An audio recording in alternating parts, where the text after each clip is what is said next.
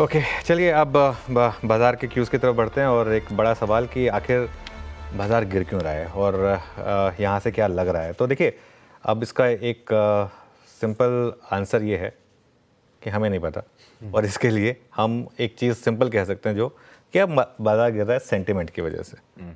Pure sentiment का बाज़ार है अभी ये। फ्राइडे के नंबर्स देखिए आप, फ्राइडे के नंबर्स देखकर ऐसा लग ही नहीं रहा था कि इतना मार्केट गिर सकता है, खासतौर से बैंक निफ्टी पर। एफआईएस की सेलिंग है, लेकिन एफआईएस की सेलिंग इतनी बड़ी नहीं है और इतनी सेलिंग तो हमने पूरी रैली में एब्जॉर्ब की थी। 2000 करोड़ तो वैसे ही एफआईएस बेचते थे ना, वो तो हमारी दिक्कत तो 5000-6000 करोड़ वाली सेलिंग से थी। 1500-2000 करोड़ तो एफआईएस वैसे भी बेचते थे जब इवन हमारी मार्केट अच्छा कर रही थी तब भी। फ्राइडे को कैश मार्केट में 2200 करोड़ की सेलिंग है और उसके सामने डीआईएस ने ऑलमोस्ट डबल खरीदा, 4000 करोड़ के करीब खरीदा डीआईएस ने। उसके बावजूद मार्केट गिरा और कैसे गिरा देखिए, बैंक निफ्टी करीब करीब 800 पॉइंट गिरा। एक बार लेकर आइए बैंक निफ्टी का इंट्राडे चार्ट और ये देखिए कहीं कोई रैली नहीं, एक बीच में इंट्राडे रैली आई, बस वहीं पर दबादब सेलिंग और आप एकदम एंड पर जाकर बंद हुए। और एक चीज़, ये तो आपको असली पिक्चर बता भी नहीं रहा है। असली पिक्चर आपको देखने को मिलेगी पोर्टफोलियो में, मिड कैप और स्मॉल कैप। मिड कैप और स्मॉल कैप में देखिए किस तरीके का अब आपको दर दिखाई देगा। और पूरे हफ्ते एडवांस डिक्लाइन, मेरे ख्याल से एक भी दिन नहीं था जिसमें एडवांस डिक्लाइन एडवांसेस के फेवर में था। पूरे हफ्ते एडवांस डिक्लाइन काफ़ी ख़राब था। फ्राइडे का एडवांस डिक्लाइन दिखा दीजिए एक बार जरा स्क्रीन पर। आई थिंक 1:6 का था एडवांस डिक्लाइन। और आई थिंक पिछले हफ्ते ट्यूसडे का दिन नहीं, वेंसडे का दिन था शायद, वेंसडे या मंडे का दिन था, हमने 1:9 का भी मार्केट ब्रेड देखा था। तो फ्राइडे का 1:6 का मार्केट ब्रेड और उसके अलावा 1:9 का भी हमने एक बार मार्केट ब्रेड देखा था। और ये देखिए फ्राइडे का डेटा है 400:2000।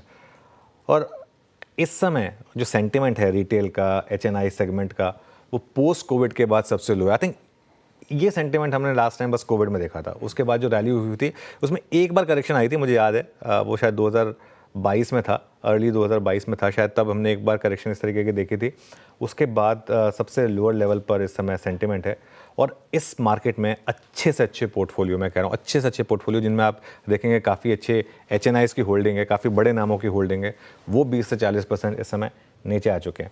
और ये एक चीज़ है, अब ये कह देना कि ये फेज़ है, गुजर जाएगा, इससे से कुछ होगा नहीं, क्योंकि रिटेल के पोर्टफोलियो में काफ़ी लॉस है और मार्केट को ज़रूरत है इस समय कि कुछ मिले ताकि एक सेंटिमेंट सुधरे, क्योंकि इस समय काफ़ी लोग स्टॉक मार्केट में इन्वेस्ट कर रहे हैं आशीष, तो इस समय सेंटिमेंट जो है ना वो काफ़ी ख़राब हो चुका है।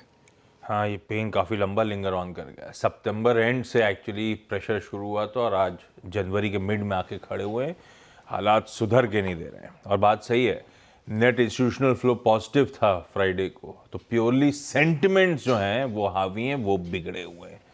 ऐसे में हमारे सेंटिमेंट्स, ये मूड सुधरेगा कैसे, बदलेगा कैसे? कैसे बदलेगा? देखिए, बाज़ार को इस समय टॉनिक की ज़रूरत है। वो एक ऐड आता था ना बचपन में सिंकारा का, जावेद जाफरी वाला। तो मार्केट को इस समय सिंकारा चाहिए, मतलब सिंकारा, कोई और टॉनिक चाहिए। बजट मुझे इकलौता ट्रिगर दिखता है। देखिए, यहाँ से देखकर अगर कोई बज़ूका शॉट आ सकता है तो वहीं से आ सकता है। अब कितना एल्बो रूम है फाइनेंस मिनिस्टर जी के पास हमें नहीं पता, लेकिन यहाँ पर कुछ बड़ा करने की ज़रूरत है। देखिए, एक चीज़ को रियलाइज़ करना पड़ेगा, इकॉनमी में स्लो डाउन है। जब तक आप, पहली चीज़ होती है कि आप प्रॉब्लम को मानें। सॉल्यूशन तभी निकलेगा जब आप प्रॉब्लम को मानेंगे। अगर आप प्रॉब्लम को मानेंगे ही नहीं तो फिर आप उसके लिए काम नहीं करेंगे। जैसे मेरी लाइफ की फ़िलॉसफी है, अगर पहली चीज़ तो ये है, पहले प्रॉब्लम है या नहीं है, जेन्युइन है या नहीं है। अगर प्रॉब्लम जेन्युइन है तो आपको उसके लिए काम करना है। अगर प्रॉब्लम जेन्युइन नहीं है, बनाई हुई है, तो अलग बात है। वरना अगर प्रॉब्लम जेन्युइन है तो आपको उसको अंडरस्टैंड करके उस पर काम करने की ज़रूरत है। इकॉनमी में स्लो डाउन है, उसको पेस देने की ज़रूरत है और ये चीज़ आई थिंक सबको समझनी होगी। और एक और चीज़ है इसमें, ये सब आया उस समय पे जब मार्केट में ऑलरेडी एक बबल था। देखिए, यही चीज़ अगर 26,000 की निफ्टी या जो उस लेवल का मिड कैप स्मॉल कैप था वहाँ ना आकर इस तरीके के अर्निंग सीजन अगर 2 साल पहले आए होते तो शायद मार्केट इतना नहीं गिरता। लेकिन क्योंकि हम एक ऐसे मार्केट में बैठे थे जहाँ सब कुछ प्राइस टू परफेक्शन था, जहाँ पर कई लोग 2030 की अर्निंग्स तक की बात कर रहे थे स्टॉक्स को जस्टिफाई करने के लिए मिड कैप और स्मॉल कैप में, वहाँ हल्का सा भी नेगेटिविटी काफ़ी था प्राइसेस को इस तरीके से इरोड करने के लिए। अब यहाँ ये बबल फूट चुका है मिड कैप और स्मॉल कैप का। अब ये जो चीज़ मैंने कही थी ना कि कई मिड कैप और स्मॉल कैप के 2024 के प्राइस आपको दिखेंगे ही नहीं, ज़िंदगी में नहीं दिखेंगे, फॉरगेट अबाउट 2025 में। तो यहाँ से काफ़ी सेलेक्टिव होने की ज़रूरत है। पैसा काफ़ी है साइड लाइन पर, हम लगातार बात कर रहे हैं, म्यूचुअल फंड में भी लगातार इन्फ्लोज आ रहे हैं, लेकिन मार्केट सिर्फ वहाँ से बॉटम नहीं बनेगा। वहाँ पर एक एग्जांपल देता हूँ, अगर आपका फ्यूल टैंक लीक है ना आशीष, उसमें आप चाहे जितना मर्जी पेट्रोल डाल लें, वो गाड़ी नहीं चलेगी, वो पेट्रोल पूरा लीक होकर नीचे गिरता रहेगा। इस समय हमारा जो टैंक है ना, वहाँ पे इस समय छेद है, वो पेट्रोल लीक हो रहा है। आप जितना मर्जी पेट्रोल डालें, जितना मर्जी पैसा आ रहा है DIS का या डोमेस्टिक का, वो सारा डल रहा है मार्केट में, उसके बाद भी मार्केट लॉस बना रहा है। तो दो तरीके से सेंटिमेंट सुधर सकते हैं। ये दो मतलब ब्रॉड इश्यूज हैं, उसके बाद उसमें कुछ भी हो सकता है। या तो आप टैक्स कट करें, जो बात भी हो रही है कि भाई लोअर मिडिल क्लास के लिए, मिडिल क्लास के लिए टैक्स कम करिए, उसने बहुत आपका साथ दिया है, वो पैसा इकोनॉमी में डाला जाए। या फिर अगर आप टैक्स ले रहे हैं और अगर आप सोशल वेलफेयर स्कीम्स कर रहे हैं, वो करते रहिए, उसमें कोई बुराई नहीं है, लेकिन उसके साथ साथ उस पैसे को कैपेक्स में, जहाँ से पूरी की पूरी इकॉनमी रिवाइव हो, उसमें डालें। FI से शिकायत करके कोई फ़ायदा नहीं है। ये कहना कि FI बेच रहे हैं इसलिए मार्केट गिर रहा है, उन्होंने ठेका नहीं ले रखा है कि आपकी मार्केट को वही चलाएं। कुछ काम आपको भी करना होगा, तो मेरे ख्याल से वो काम करने की अब ज़रूरत है। इसीलिए अब तो सिर्फ 15 ट्रेडिंग सेशन दूर है भाई साहब। 1 फरवरी का वो यूनियन बजट शनिवार को जो आने वाला है, बहुत दारोमदार मूड माहौल सुधारने का उस यूनियन बजट पे। अच्छा, सारे स्तर टूटते चले जा रहे हैं, जो आपने बखूबी हाईलाइट भी करा। मतलब जो आपने सोचा हो वहाँ तक उसके बियॉन्ड भारतीय बाजार आके खड़े हुए नजर आ रहे हैं। कहना मुश्किल है, ये सब सेंटिमेंट्स हावी होते हैं तो लॉजिक के परे हो जाता है मामला। लेकिन फिर भी अगर कुछ गेस एस्टिमेट करना हो, कहाँ तक गिर सकते हैं, कहाँ लग रहा है लॉजिकली हो सकता है ये फॉल थमता हुआ नजर आए। बिल्कुल, जो चीज़ हमने फ्राइडे को भी डिस्कस की थी, मैं उसमें थोड़े से चेंजेस करके उसको रिविजिट कर रहा हूँ, क्योंकि वो इम्पॉर्टेंट था उसको बताना। हमने फिर से रैली का स्टार्टिंग पॉइंट लिया 4 जून का क्लोजिंग लेवल 21,884 का। वहाँ से हमने रैली देखी थी 4,332 पॉइंट की 26,216 तक। 26 सितंबर को जो क्लोजिंग था वो था 26,216 का, यानी कि 3.5 महीने में कुल रैली हुई थी 4,332 पॉइंट की। अब हम गिर चुके हैं वहाँ से 2,785 पॉइंट, यानी कि ऑलमोस्ट 63-64% के करीब हम गिर चुके हैं। नवंबर के लोज अगर नहीं बचे तो ये एक इंडिकेशन होगा, या तो मार्केट नवंबर के लो पे डबल बॉटम बनाए और वहाँ से चले, या थोड़ा स्टेबल हो जाए भले। क्योंकि अगर उन लोज को तोड़ा आपने और उसके नीचे बंद हुए अगर आप, जो कि 23,250 के आसपास था, तो 22,000 का रास्ता खुलेगा फिर निफ्टी पर।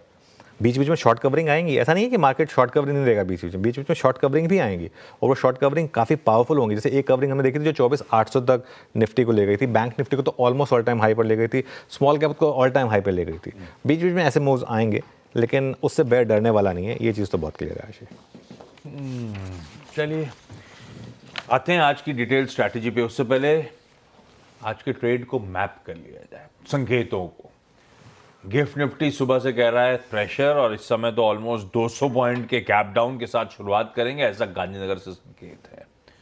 पर ये मूड पूरी दुनिया का ऐसे ही है। पूरा हमारे एशियन पीयर्स आपकी स्क्रीन्स पर आएंगे, दबाव के साथ हर जगह कामकाज होता हुआ।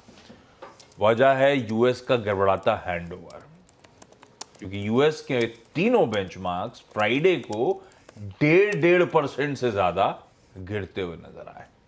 ऐसे में वो जॉब्स रिपोर्ट पूरे मंथ की जो आनी थी कैसी रही, उससे क्यों इस तरह की समीकरण बिगड़ गए, और बाकी क्या संकेत है हमारे लिए, हरमाज से जान लेते हैं। हरमाज, गुड मॉर्निंग, 20th बर्थडे की आपको भी शुभकामनाएं। मूड कैसा है? मूड कैसा, गलत सवाल हो गया, क्यों ऐसा है? गुड मॉर्निंग आशीष, गुड मॉर्निंग अनुज, और आप सबको भी 20 साल की बहुत बहुत शुभकामनाएं। और इस 20 साल में एक छोटा सा हिस्सा होने के लिए मैं भी आपको धन्यवाद देना चाहता हूं।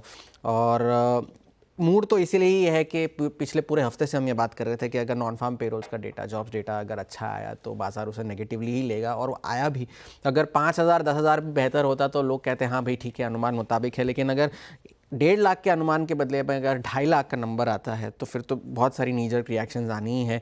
अब जो बेरोज़गारी की दर थी वो भी 4.2 से घटकर 4.1 हुई है, जबकि अनुमान 4.2 के ही थे।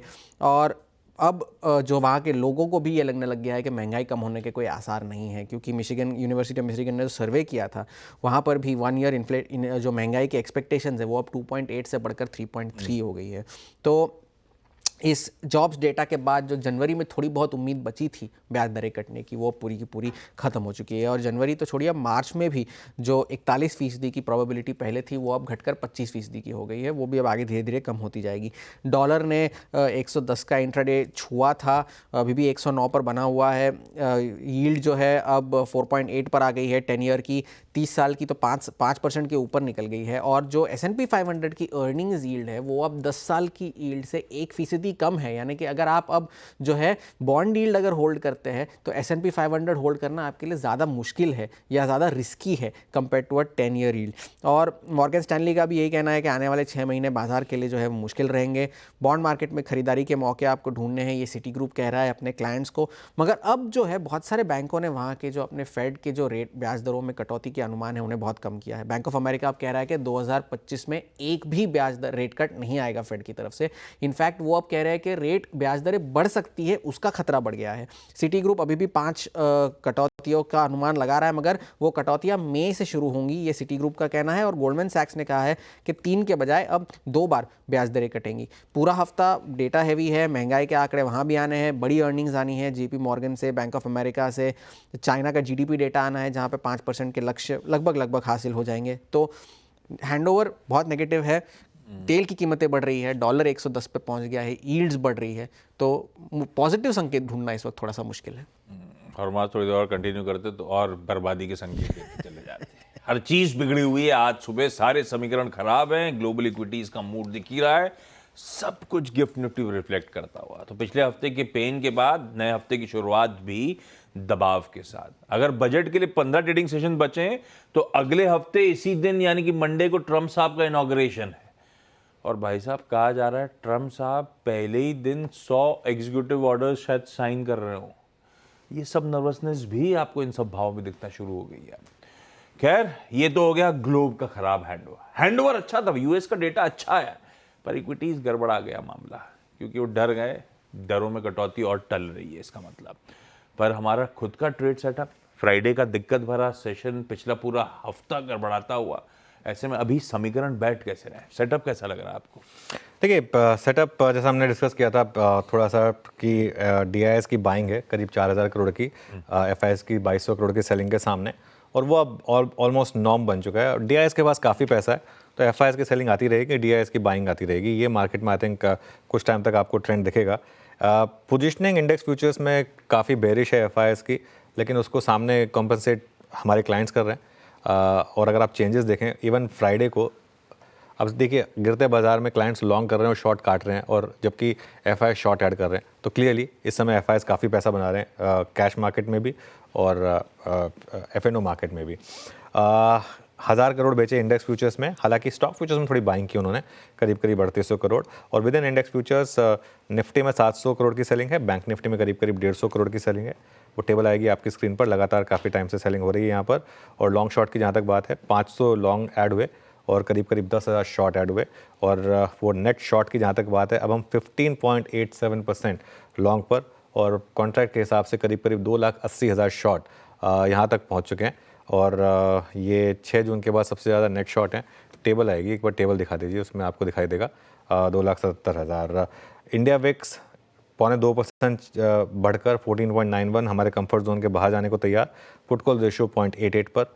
बैन में ना कोई एंट्री ना कोई एग्जिट। तो सेटअप पिछले 3 महीने की तरह रोज की कहानी वही, ओवरसोल्ड है, पर पता नहीं संभलेगा कब, रिवर्सल कब आएगा। लेकिन जो भी हो, फ्राइडे का ट्रेडिंग सेशन आपकी स्क्रीन पर आएगा। फ्राइडे की सुबह अपन की चर्चा हो रही थी रैली के फेल होने पर, और मौके मिले बाजार में। शुरुआत में मिला, उसके बाद थोड़ी देर बाद फिर रैली आई थी और फिर फेल हुई, फिर मौका मिला। तो रैली के फेल होने पर बेचे, वो स्ट्रैटेजी पिछले हफ्ते ब्यूटीफुल चली, और हमने अपने पोजिशनल स्टॉप लॉसेस जो ट्रेड्स थे उस पर बढ़ाकर 23,600 पे कर दिया था। वो भी नहीं चैलेंज हुआ। 596 इंट्राडे हाईज थे फ्राइडे के। तो अपने पोजिशनल शॉर्ट चल रहे हैं, जिस पे आज अपन तगड़ा गेन बना रहे होंगे, 200 पॉइंट नीचे खुलने के इंडिकेशंस। ऐसे में आज मंडे के दिन क्या वॉच करना है? बिल्कुल, देखिए एक ही सपोर्ट है अब, 23,250 से 23,350 नवंबर के लोस। उसके नीचे कोई भी सपोर्ट का कोई मतलब नहीं है। आप ऑप्शन डेटा कह दें, मूविंग एवरेज कह दें, कोई मतलब नहीं है। 23,250 के नीचे अगर आप बंद हुए तो सेलिंग बढ़ेगी, बंद हुए तो सेलिंग बढ़ेगी। और बाज़ार इस समय ना आशीष सेलिंग के लास्ट फेज़ से गुजर रहा है, लेकिन जो लास्ट फेज़ होता है ना, ये नॉर्मली सबसे ज़्यादा दर्दनाक यही होता है। इसमें इस तरीके से प्राइस बिहेवियर होता है जिस तरीके से अब हो रहा है। देखिए, इस तरीके के गैप डाउन में ना रेजिस्टेंस की क्या ही बात करेंगे आप, कोई रेजिस्टेंस की बात करना इस मार्केट में बेमानी है। मैं सिर्फ एक चीज़ कहूँगा, इस मार्केट में कॉन्फिडेंस की कमी है। कॉन्फिडेंस तभी लौटेगा जब 2-3 दिन निफ्टी डे लो पर बंद होने के बजाय डे हाई पर बंद होगा। 2-3 दिन अगर डे हाई पर हम बंद हुए, भले ही बहुत बड़ी रैली के साथ ना बंद हो, 2-3 दिन डे हाई पर बंद हो, अगर थोड़ा सा लगे कि शॉर्ट में पैसा नहीं बन रहा है, तब मेरे ख्याल से थोड़ा कॉन्फिडेंस लौटेगा।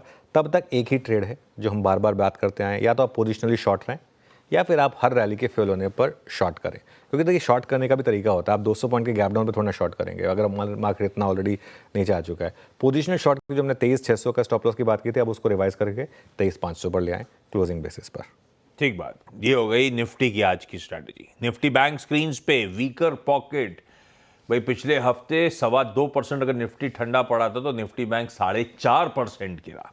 फ्राइडे सुबह यही चर्चा हो रही थी कि निफ्टी बैंक अब काफी कमजोर कड़ी बन गया है।